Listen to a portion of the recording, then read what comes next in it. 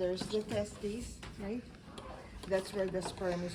Make sure you know the three cells there: the sperm, the interstitial cells of Leydig, and the Sertoli cells, okay? And then that's where sperm is formed. It passes through the epididymis. This is the epididymis.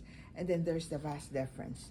You notice that the vas deferens will pierce the inguinal canal, right? See right here? See the inguinal canal? Okay? And that's why inguinal hernia is common in males. So then you see trace, it's going to go over and posterior to the urinary bladder. Then from there, on its way out, see this is the way out, right? To the urethra, right there. It gets secretions from the seminal vesicles. This is the seminal vesicles. I'm gonna open it up. There's the seminal vesicles. There's the prostate gland, which is this one. There's the prostate gland. Okay, on the way out. So there's your urethra, right? This is the urethra. See this? See, there's the vas deferens. See how it's going to join the urethra right there? See the vas deferens going to the urethra. So there's the prostate gland. And then here will be the Cowper's gland. You don't see it nicely here, but you see it here. Testes. And then your vas deferens go inside, go over here. This is the vas, see the inguinal canal. There's the vas deferens. Go around. And then there's this one right here. It gets secretions from the seminal vesicle. So this is your seminal vesicle. See this one right here. That's the seminal vesicle, adding to the sperm right on its way out. See, then there's your prostate gland, and see the tiny little circle there. That's the Cowper's gland, which you won't see in the cat. It's very hard to find it. Okay, so make sure you identify those three. In the male, we have a few. This one, it's obviously male because of this. There's the seminal vesicle, and then there's the prostate gland. So make sure you know there's a big difference. This is the ureter, right? There's the vas deferens. Okay, so make sure, sometimes I use this for the lab exam, make sure you identify it correctly, because your lab exam includes the renal system, right? And then there's your reproductive system. Okay, and then now we're going to go to the female reproductive system. It's separated from the fallopian tube. That's where the egg will be produced or released, and then it will be picked up by the fallopian tube.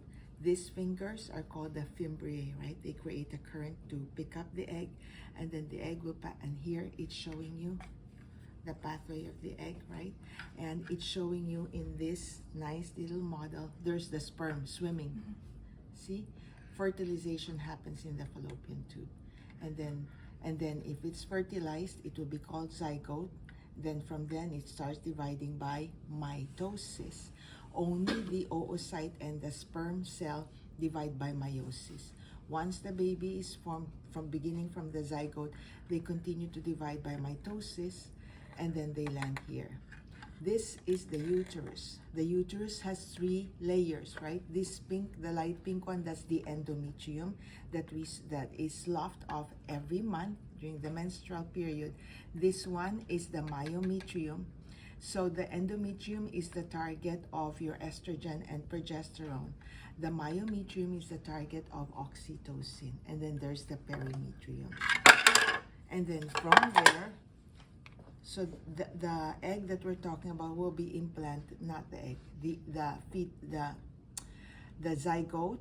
When it divides, when it's no longer one cell, the moment it's 2 cells, you call it embryo, right? For 8 weeks. And then from 8 weeks to birth, it's called fetus, okay? And this is where it embeds, not in the muscle, okay?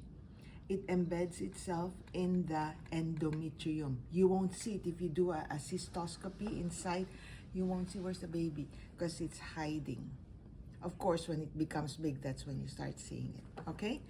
Okay, and then this is the cervix, right? And that's the vagina, okay? Here, I like to use this one. This is the uterus. So I put it out here, like on the table, and they spend 30 minutes staring at it. They don't know what it is. So make sure you look at, there's the bladder. You can open this up. You can see that there's the bladder. So if you know your anatomy, you can see the bladder has the rugae, right? What else could this be except it's not a boy, right? So it's the uterus. So identify the ovary, fallopian tube. I like to put it out like that. And I think that's what throws them off. They're like, where did that come from? Right? Okay. Okay, now of the testes, all you will see there, I have a PowerPoint presentation there for you. But here, this is the ovary, okay? That goes there. So in the ovary is made up of what you call follicles, right? Every single one you see here, they are called follicles, right? A follicle consists of two groups of cells. Inside this one right here, that is the oocyte. And then you see these cells that surround that, those are the follicle cells. So that's what makes up the follicles of the ovary, right?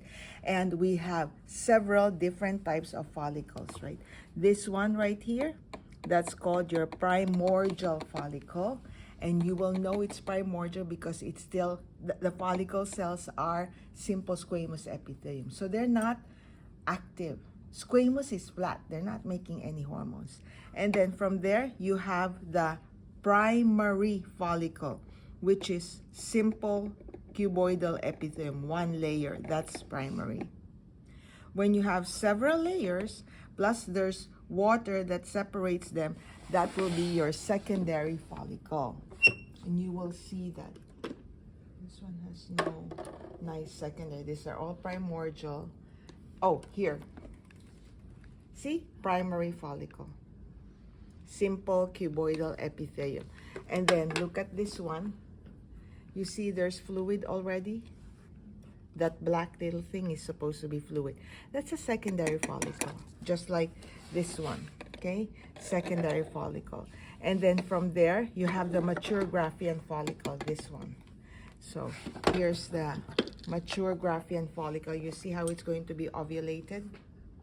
So first, it looks like this. Oh no, this is broken. Every single, I have to report to. Okay, so there's your Graafian follicle. And then what happens is this gets pushed out like this. So you see the egg that's being ovulated. There's the egg, right? It's surrounded by these follicle cells. Once the follicle cells leave, this follicle cells becomes called corona radiata, the one that protects the egg when it's ovulated, and I'll show you there in a minute. So once this has been released, then it becomes like this, right? See, it's been emptied. So this one, once this leaves, it becomes empty. This is called corpus hemorrhagicum because it still has blood. But even if you call it corpus luteum, that's okay. From this one, it becomes corpus luteum, which is active for 2 weeks, right? What is this doing? Making progesterone and estrogen. What's the first one? That it's making estrogen first. And then progesterone, P for pregnancy. We studied that, right? And then after 2 weeks, if there's no pregnancy, it becomes albicans, which is your scar tissue. Will this ever have an egg again? Never. Okay, so that's why females go through menopause. You got that? Okay, so then let's trace this one, right? This egg that's been ovulated, it's over here. It's the egg that's ovulated. This is, please do not play with this one. We have replaced, this is not the original one. We just keep replacing it. I don't know why students love to dangle. This is the sperm, right? Please don't dangle because it just, the poor model, right?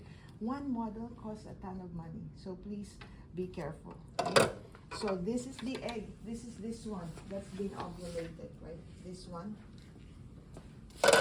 When we ovulate the egg, there it is. And you remember that this egg that's ovulated is arrested at metaphase 2 of meiosis 2. Remember that all of your eggs here, all of the primordial follicle eggs are arrested at prophase 1. All of them have already started meiosis, right? That's why we run out of eggs. So this is the layer, this one right here, the follicle cells that came out with it, right? So when it leaves, and it will be picked up by the fallopian tube, this is what you call corona radiata. And you can see this dark white right here, that's the zona pellucida. So like the hard shell of an egg, right? So this oocyte makes, it adds more, a thick protein covering here to protect it, okay? So there's the egg at metaphase 2, meiosis 2, zona pellucida, corona radiata. So that's why the sperm, think about the pathway of the sperm, right? Remember, first you trace, it came out of the seminiferous tubules to rete testis to epididymis to vas deferens, land in the vaginal area, go up the cervix, uterus, split ups, right and left.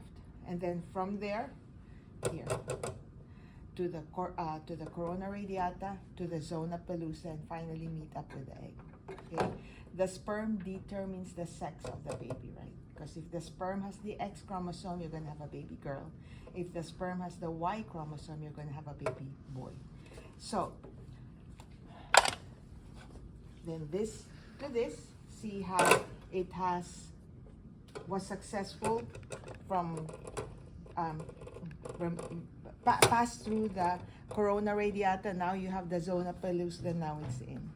So that's the signal. Once the sperm is able to make it in, this one will continue from metaphase 2. What's the next? Anaphase. You can see the chromosomes is going to move. And so this, now you can see that, where's that? Here.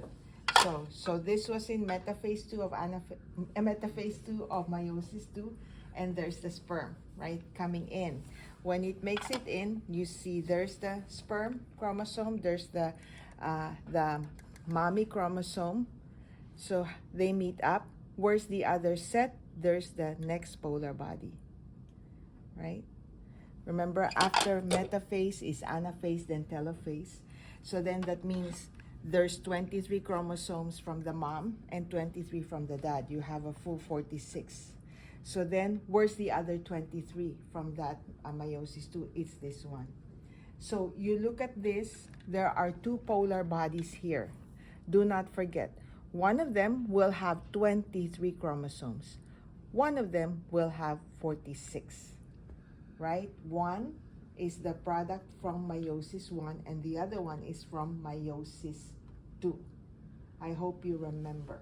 Go back to your notes, okay?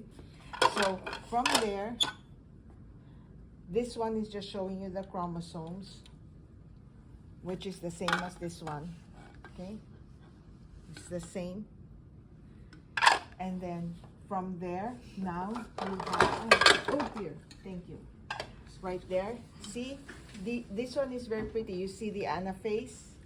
See this one is showing you the anaphase from the egg meeting up with the sperm. See the anaphase, there's the sperm. So this one will move together with that one. This will become the polar body.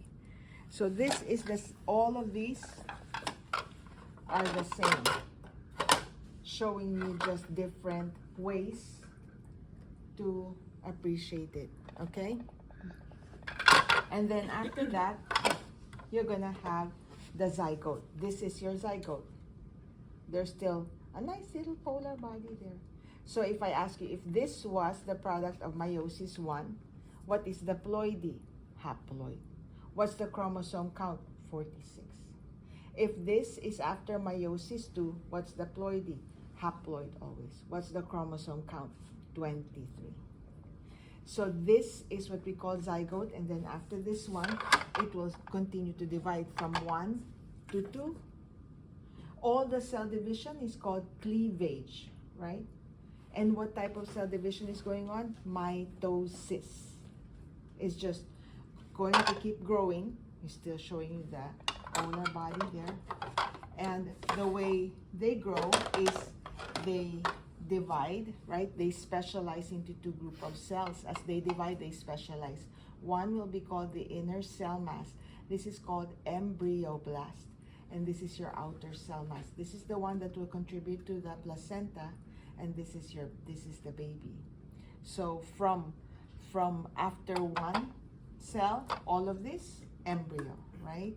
You just keep growing and growing and specialize into the 3 layers: the endoderm, the ectoderm, and the mesoderm.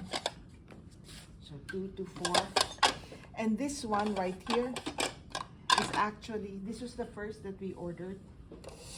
And then we found this, so we ordered this next. This is the same, it's just boring. Look at the colors, not nice. There's the polar body. Don't play with that, okay?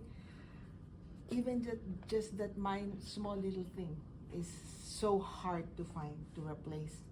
So what happens, you see the inner, there's the baby, right? And then there's the outer cell mass, that will be the placenta. They just keep dividing, and develop into 3 germ layers: endoderm, mesoderm, and ectoderm. The ectoderm is the one that gives rise to your nervous system. The mesoderm is your muscle and your skeletal, and then the endoderm are all the internal organs. So there you are. And so that's the embryo. That was from the yellow, the embryoblast, right? The inner cell mass. And then you can see the outer cell mass slowly invading. It has a lot of lytic enzymes to break down the endometrium, to create like a communication between the mother's vascular system and the baby. But there is no mixing of blood, okay? There's just, see right here, you can see that there is the baby, part of the placenta, and there's the mommy. There is no mixing of blood. There is exchange by diffusion osmosis.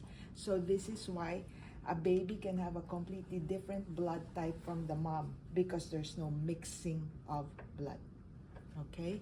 Baby, we will call the baby fetus after 8 weeks, right? All the way till birth. So if I say, okay, this is a 20-week-old baby, what do you call it? You call it fetus. So pay attention to the wording, okay? Then after that, the baby, this is obviously fetus right here. Now, I have used this in the lab exam. What is this? Placenta. Yeah, I don't know why they answer it. Somebody will write cervix, somebody will write fallopian tube. I think they just, sometimes, whatever the first that comes to your head, that means you really were not looking. Because if you look at the structures, it will make sense. It's impossible to be fallopian tube. It is okay? Anyway, and then don't even make the mistake of thinking that this is a male reproductive system organ when the baby is there, right? That has happened before. I don't know why. I think they just, I don't know. I really don't know. How can this be a boy? So that's it for the reproductive system models that you will be tested on in the lab exam.